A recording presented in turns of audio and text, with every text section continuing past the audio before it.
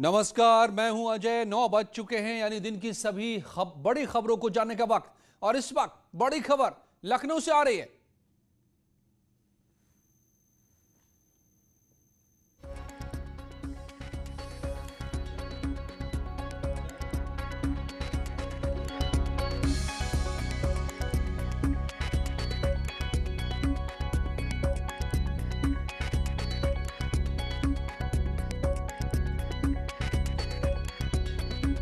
ये तस्वीरें जो आप देख रहे हैं, योगी मंत्रिपरिषद की बैठक में सरकार और संगठन के सभी दिग्गजों के बीच बातचीत हुई है। योगी मंत्रिमंडल में महामंथन।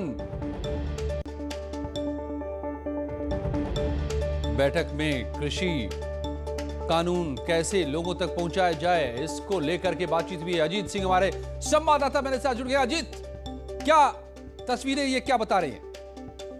देखिए, बिल्कुल अजय, काफी देर तक ये लगभग 2.5 घंटे से अधिक समय तक ये मंत्रिमंडल की बैठक हुई सीएम आवास पर, जिसमें राज्य मंत्री, स्वतंत्र प्रभार मंत्री और कैबिनेट मंत्रियों के अलावा बीजेपी के प्रदेश अध्यक्ष स्वतंत्र देव सिंह, सुनील बंसल संगठन मंत्री और राधा मोहन सिंह जो बीजेपी के प्रभारी हैं, वो मौजूद थे। और इसमें सीधे तौर पर जो 3 बड़ी बातें जिन पर चर्चा हुई, पहला कि जो उत्तर प्रदेश में आने वाले पंचायत चुनाव होने हैं उसको लेकर क्या तैयारी है और क्या तैयारी की जानी है, क्योंकि पहले भी जब अमित शाह अध्यक्ष थे तब भी उन्होंने कहा था कि पंचायत चुनाव के ग्राम पंचायत सदस्य से लेकर हर पद पर हमें अपना प्रत्याशी लड़ाना है। दूसरी बात कृषि कानून को लेकर, जिसको लेकर इस वक्त दिल्ली में सबसे ज्यादा उहापोह और जो धरना प्रदर्शन चल रहा है उसको लेकर मुख्यमंत्री ने साफ तौर पर कहा कि इसे जनता तक, किसानों तक पहुंचाना है। जिस तरह आज प्रधानमंत्री ने किसानों को संबोधित किया, मुख्यमंत्री भी परसों अयोध्या जा रहे हैं, अयोध्या में संबोधन करेंगे और लगातार ये कार्यक्रम चल रहा है। उसको लेकर एक बड़ी रणनीति बनाई गई है कि जो जनप्रतिनिधि हैं अपने अपने क्षेत्र में किसानों को लेकर उनको जो है जागरूक करें, उनसे बात करें। और तीसरी बात, जो धान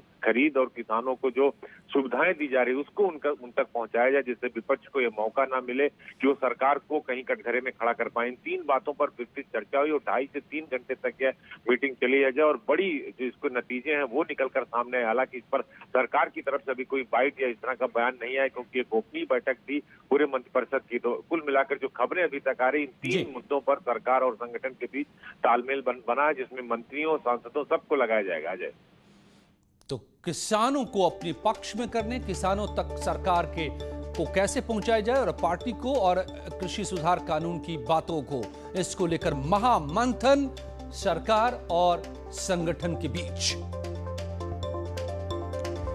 और कृषि सुधार कानूनों पर किसानों को जागरूक करने के लिए केंद्र सरकार और बीजेपी ने चौतरफा अभियान छेड़ रखा है। इस अभियान के तहत आज खुद प्रधानमंत्री नरेंद्र मोदी मैदान में आए और उन्होंने किसानों से संवाद किया। मध्य प्रदेश के रायसेन में प्रधानमंत्री मोदी ने कृषि सुधार कानूनों पर विपक्षी दलों को आईना दिखाया और किसानों को भरोसा देने की कोशिश की।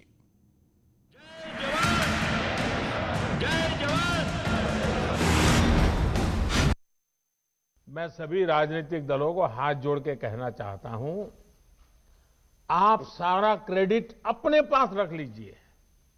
आपके सारे पुराने घोषणा पत्रों को ही मैं क्रेडिट देता हूं, मुझे क्रेडिट नहीं चाहिए। मुझे किसान के जीवन में आसानी चाहिए, समृद्धि चाहिए, किसानी में आधुनिकता चाहिए।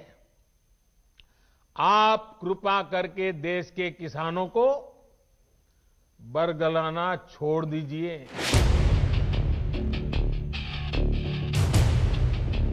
कृषि सुधार कानून पर मोदी मंत्र। आपको कानून में इस क्लॉज में क्या दिक्कत है बताइए। जो भी दिक्कत है वो आप बताइए। तो इन और कांग्रेस नेता रणदीप सुरजेवाला ने पीएम मोदी पर हमला बोला है। कहा है कि एमएसपी पर खुद की नहीं सुनते प्रधानमंत्री।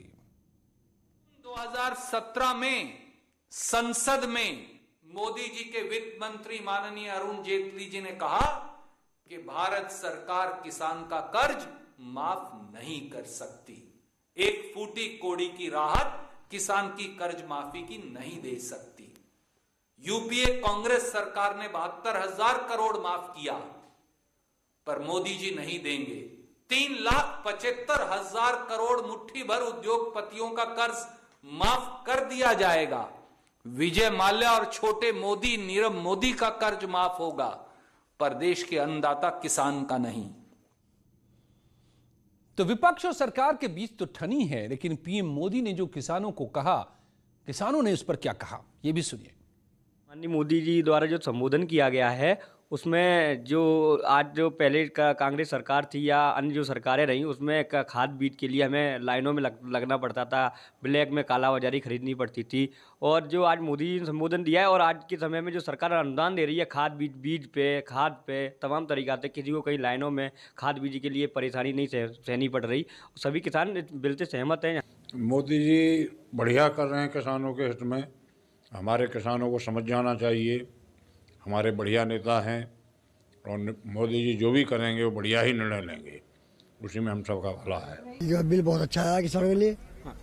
इसमें जो है किसानों को उत्थान होगा किसानों का। और किसानों के लिए जो भी काम कार्य किया मोदी जी ने किया, और सभी देश में ये गैस सिलेंडर और लैट्रिन इन्होंने किया, और कोई सरकार ऐसी नहीं आई जिसने किया हो। तो किसानों की एक ये भी आवाज यूपी के अलग अलग जिलों से आप देख रहे थे। और देश भर में बीजेपी किसान सम्मेलन कर किसानों का भ्रम दूर करने की कोशिश में भी जुटी हुई है। इस कड़ी में आज मेरठ में 2 केंद्रीय मंत्री मौजूद रहे।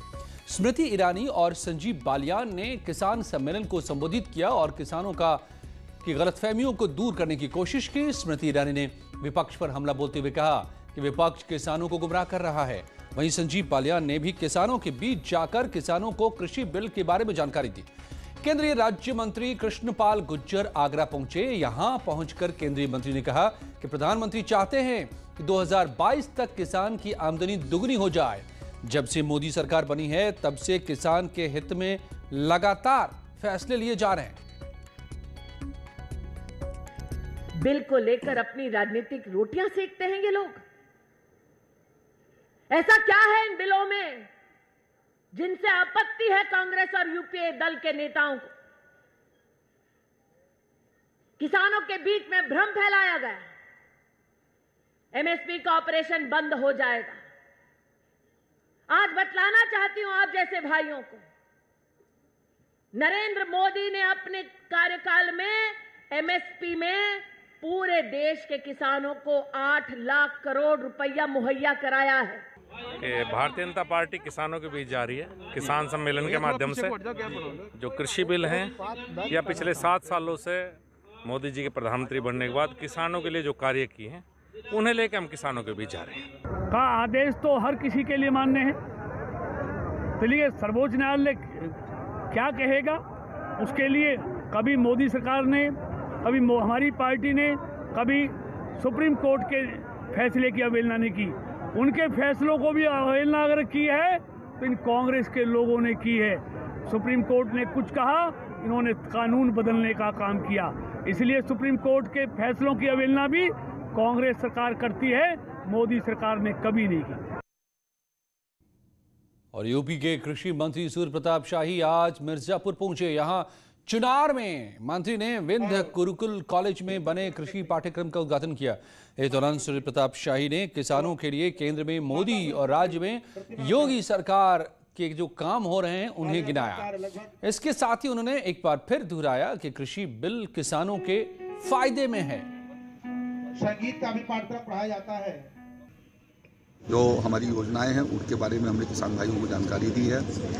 नई नीति जो प्रधानमंत्री जी ने 3 जो कृषि सुधार के लिए कानून बनाए हैं उन कानूनों का फायदा क्या होगा प्रत्यक्ष यहाँ आपने देखा है कि चंदौली के हमारे 2 किसान भाई यहाँ पर काला चावल कैसे पैदा करके और 8500 रुपये कुंटल धान अपना बेच सके हैं। इससे आप समझ सकते हैं कि कितना बड़ा परिवर्तन इस कानूनों के माध्यम से होने वाला है। और अगले साल होने वाले पश्चिम बंगाल विधानसभा चुनाव को देखते हुए बीजेपी ने अपने चुनावी अभियान को और तेज कर दिया है, जिसमें अमित शाह खुद चुनावी जमीन को मजबूत करने के लिए एक बार फिर पश्चिम बंगाल पहुंचने वाले हैं। केंद्रीय गृह मंत्री की सुरक्षा के लिए सुरक्षा कर्मियों की तादाद बढ़ा दी गई है, जबकि अमित शाह के दौरे वाले इलाकों में चप्पे चप्पे पर नजर रखी जा रही है।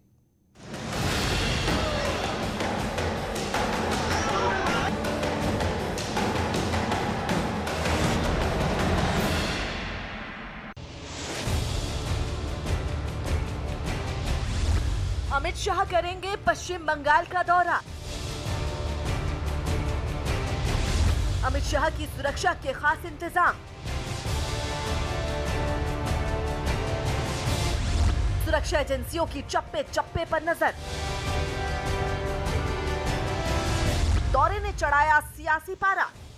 पश्चिम बंगाल में अपने पैर जमाने में जुटी बीजेपी ने अगले साल होने वाले विधानसभा चुनावों से पहले अपनी पूरी ताकत झोंकने की तैयारी कर ली है। ममता के गढ़ में ममता के खिलाफ बीजेपी अपना अभियान छेड़े हुए है, जिसे धार खुद अमित शाह दे रहे हैं। इसके लिए अमित शाह समय समय पर पश्चिम बंगाल का दौरा कर रहे हैं और चुनावी नतीजों को बीजेपी के पक्ष में लाने की कोशिश में जुटे हैं। यही वजह है कि एक बार फिर अमित शाह 2 दिन के दौरे पर पश्चिम बंगाल पहुंचने वाले हैं। कुछ दिन पहले ही पश्चिम बंगाल के दौरे पर आए बीजेपी अध्यक्ष जेपी नड्डा के काफिले पर हमला हो गया था और उसके बाद पश्चिम बंगाल में वीआईपी सुरक्षा को लेकर कई सवाल खड़े हो गए थे। गृह मंत्री अमित शाह भी पश्चिम बंगाल के दौरे पर आ रहे हैं और सुरक्षा एजेंसियां कोई खतरा मोल नहीं लेना चाहती, इसलिए न सिर्फ अमित शाह के दौरे के लिए सुरक्षा इंतजाम पुख्ता किए जा रहे हैं, बल्कि तैयारियां अभी से शुरू कर दी गई हैं। ये तब हो रहा है जब केंद्रीय सुरक्षा एजेंसियों ने पश्चिम बंगाल का दौरा करने वाले सभी वीआईपी की सुरक्षा की समीक्षा करने का फैसला लिया था।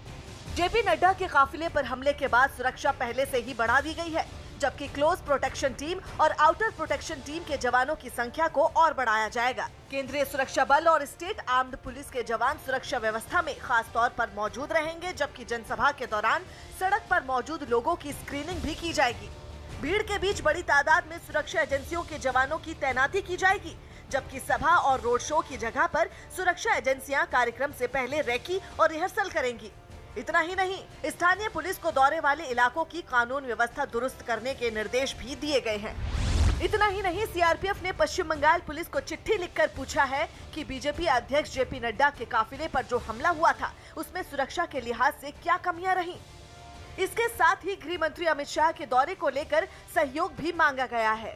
करीब महीने भर पहले अमित शाह ने कोलकाता में बंगाल विधानसभा की 294 में से 200 सीटें जीतने के लक्ष्य के साथ ही बीजेपी के चुनावी अभियान को हरी झंडी दिखाई थी और अब वो एक बार फिर पश्चिम बंगाल में अपनी हुंकार भरने जा रहे हैं। जानकारी के मुताबिक अमित शाह आज रात कोलकाता पहुंचेंगे और 19 दिसंबर को वो मेदिनीपुर के दौरे पर रहेंगे, जहां वो रामकृष्ण मिशन पहुंचेंगे। इस दौरान वह स्वामी विवेकानंद के पैतृक निवास भी जाएंगे। इसके अलावा पश्चिमी मेदिनीपुर के सिद्धेश्वरी मंदिर और देवी महामाया मंदिर में पूजा करेंगे। इसके बाद अमित शाह एक किसान के घर खाना खाएंगे, जिसे वहां के किसानों को साधने की कोशिश माना जा रहा है, और बाद में एक सभा को संबोधित करेंगे। इसके पहले भी मिशन बंगाल पर अमित शाह जब पहली बार कोलकाता पहुंचे थे, सबसे पहले उन्होंने दक्षिणेश्वर में जाकर मां काली का आशीर्वाद लिया और अपने चुनावी अभियान की शुरुआत करते हुए ममता बनर्जी को उनके गढ़ में ललकारा था। अपने दौरे के दूसरे दिन अमित शाह 20 दिसंबर को बीरभूम जाएंगे, जहां वो विश्व भारती यूनिवर्सिटी का दौरा करेंगे और दोपहर में बाउल लोक गायक के घर पर खाना खाएंगे। इसके बाद वो बोलपुर में एक रोड शो करेंगे। पश्चिम बंगाल के विधानसभा चुनाव में बीजेपी अब तक कोई खास कमाल नहीं दिखा पाई है, लेकिन 2019 के लोकसभा चुनाव में राज्य की 18 सीटों पर मिली जीत ने पार्टी के हौसले बुलंद कर दिए हैं और वो टीएमसी की मुख्य विरोधी पार्टी बनकर सामने आई है। ऐसे में बीजेपी अपनी तरफ से कोई कसर छोड़ना नहीं चाहती और पश्चिम बंगाल को भी फतेह करने के लिए एड़ी चोटी का जोर लगा रही है, जिसके लिए खुद अमित शाह भी पूरी ताकत झोंक रहे हैं। लेकिन इस बीच अमित शाह की सुरक्षा पश्चिम बंगाल सरकार के लिए बड़ी चुनौती साबित हो रही है। सीएम योगी आदित्यनाथ ने महिला स्वयं सहायता समूहों को बड़ी सौगात दी है। मुख्यमंत्री ने महिलाओं के खाते में 400 करोड़ रुपए ट्रांसफर किए हैं। मुख्यमंत्री योगी आदित्यनाथ ने महिला स्वयं सहायता समूहों की आर्थिक मदद की। सीएम योगी ने सेल्फ हेल्प ग्रुप के लिए 445 करोड़ रुपए जारी किए, जिसके बाद सीएम योगी ने महिलाओं को संबोधित भी किया। हर ग्राम पंचायत में एक सामुदायिक शौचालय बनना है, यानी 59,000 ग्राम पंचायतों में एक सामुदायिक शौचालय बनेगा तो 59,000 महिला स्वयंसेवी समूह से जुड़ी हुई एक महिला को उसके साथ जुड़ने और 6,000 रुपये महीने, यानी उसके रखरखाव साफ सफाई की व्यवस्था के बदले 6,000 रुपये हर महीने उन्हें उपलब्ध होगा। मुख्यमंत्री योगी ने इस दौरान स्वयं सहायता समूहों की महिलाओं से बातचीत भी की। सीएम ने उन महिलाओं की बात सुनी जो सेल्फ हेल्प ग्रुप चलाती हैं। सीएम योगी ने महिलाओं के सवालों के जवाब भी दिए। ये महिला स्वयंसेवी समूह ने कैसे जो है ये जो पोषाहार वितरण के कार्यक्रम को आप लोगों ने विगत महीने किया होगा ना, आपका स्वयंसेवी समूह इसके साथ जुड़ा हुआ है। और उत्तराखंड के मुख्यमंत्री त्रिवेंद्र सिंह रावत कोरोना टेस्ट में पॉजिटिव पाए गए हैं। इसकी जानकारी खुद सोशल मीडिया के जरिए सीएम टीएस रावत ने दी है। उत्तराखंड के मुख्यमंत्री त्रिवेंद्र सिंह रावत कोरोना पॉजिटिव पाए गए हैं। उन्होंने ट्वीट कर इसकी जानकारी दी है। सीएम रावत ने बताया कि उन्हें कोरोना के लक्षण नहीं हैं, लेकिन डॉक्टर्स की सलाह पर वो होम आइसोलेशन में रहेंगे। सीएम रावत ने लिखा कि मेरी तबीयत ठीक है और सिम्टम्स भी नहीं हैं, लेकिन डॉक्टरों की सलाह पर होम आइसोलेशन में रहूंगा। उन्होंने आगे कहा कि विगत दिनों में जो कोई भी उनके संपर्क में आया हो, वो अपने आप को आइसोलेट करके कोरोना जांच कराए। सीएम रावत के ट्वीट को रिट्वीट करते हुए केंद्रीय मंत्री पीयूष गोयल ने लिखा कि जल्द ही आप स्वस्थ होकर दोबारा देवभूमि की जनता की सेवा करें, ऐसी बद्री विशाल से कामना है। उत्तराखंड सरकार में इससे पहले कई मंत्री कोरोना से संक्रमित पाए गए हैं। हाल ही में राज्य मंत्री रेखा आर्य अपने पूरे परिवार समेत कोरोना पॉजिटिव पाई गई थीं, जिसके बाद उन्होंने अपने पूरे परिवार के साथ खुद को आइसोलेट कर लिया था। अब मुख्यमंत्री रावत पॉजिटिव हैं और उन्होंने खुद को अलग कर लिया है। लौटेंगे खुशी पलों में और खबरों के साथ।